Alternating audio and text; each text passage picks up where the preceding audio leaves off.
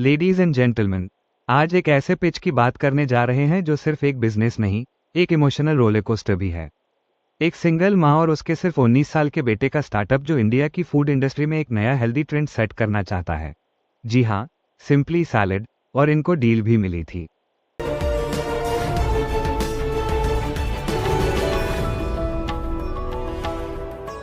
लेकिन सवाल ये नहीं कि उन्होंने क्या किया। सवाल ये है, अगर चैट जीपीटी एक शाख होता तो क्या करता? क्या वैल्यूएशन सही थी या ओवरप्राइस्ड?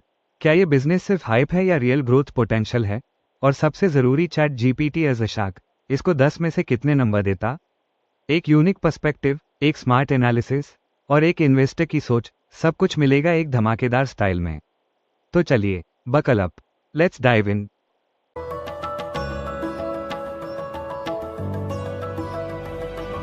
सबसे पहले हैट्स ऑफ।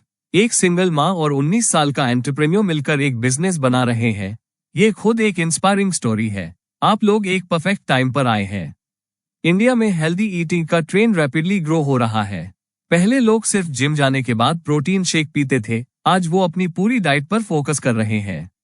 आप एक बूमिंग मार्केट में एंट्री ले चुके हो। आजकल fancy salad brands 400 to 500 charge करते हैं। आप 150 to 250 के प्राइस रेंज में प्रीमियम या अफोर्डेबल कैटेगरी में फिट होते हो। ये एक बड़ा एडवांटेज है। मैं अक्सर देखता हूं कि नए एंटरप्रेन्योर्स के पास सिर्फ आइडिया होता है, क्लैरिटी नहीं। लेकिन आप लोगों ने मार्केट रिसर्च की है, आपको पता है आपकी ऑडियंस कौन है, और आपको अपनी ब्रांड की पोजीशनिंग भी क्लियर है। That's a strong sign of good execution. आप लोग सिर्फ जोमेटो और स्विगी पे डिपेंडेंट नहीं हो, आपका डायरेक्ट व्हाट्सएप और इंस्टाग्राम सेल्स मॉडल है। ये लो कॉस्ट मार्केटिंग का एक ब्रिलियंट मूव है, जिसमें सिर्फ प्रॉफिट नहीं, प्लेनेट की भी सोच रखी गई है। आज कंज्यूमर्स सिर्फ टेस्टी ही नहीं, सस्टेनेबल और हेल्दी फूड भी प्रेफर करते हैं।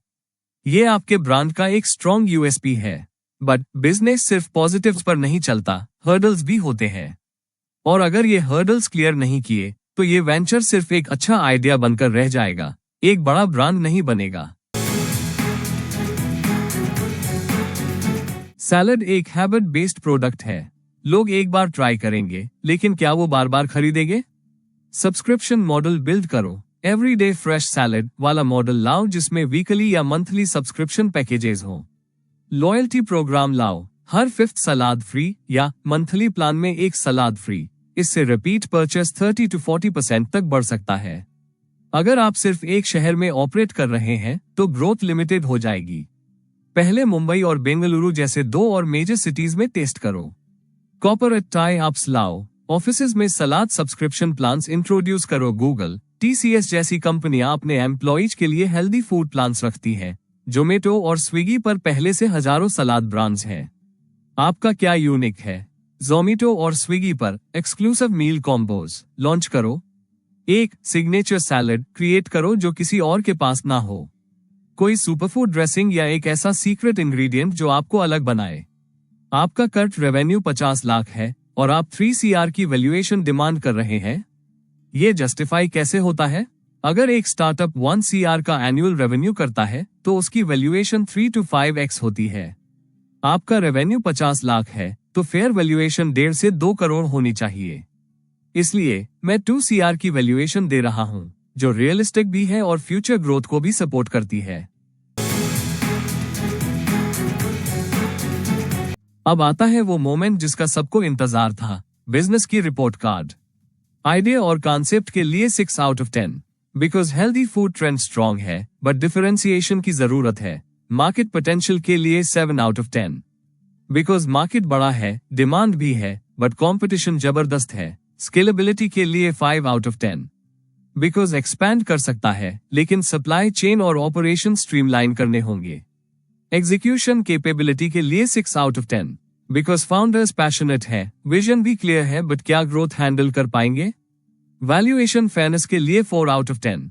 बिकॉज डिमांड्स ओवरहाइप थी, रियलिस्टिकली 1.5 से 2 करोड़ बेटर होता। आपका टोटल स्कोर होता है 6 out of 10। अगर फाउंडर्स मेरे प्लान को इम्प्लीमेंट करें, तो ये बिजनेस 8 out of 10 तक जा सकता है। मुझे आपका बिजनेस पसंद आया, लेकिन मुझे रिस्क भी दिख रहा है। मैं 30 लाख इन्वेस्ट करना चाहता हूं, लेकिन 20% इक्विटी के लिए।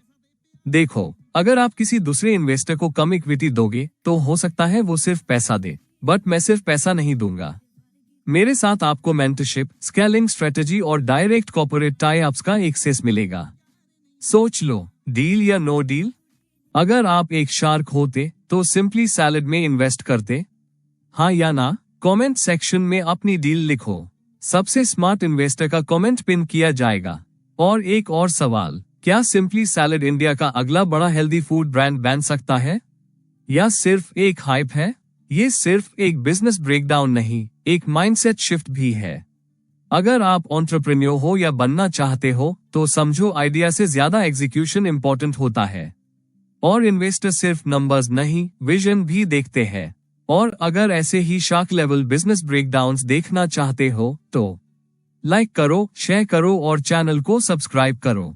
बेल आइकॉन दबाना मत भूलना, क्योंकि अगला ब्रेकडाउन किसी और वायरल स्टार्टअप का हो सकता है और वो आप मिस नहीं करना चाहोगे।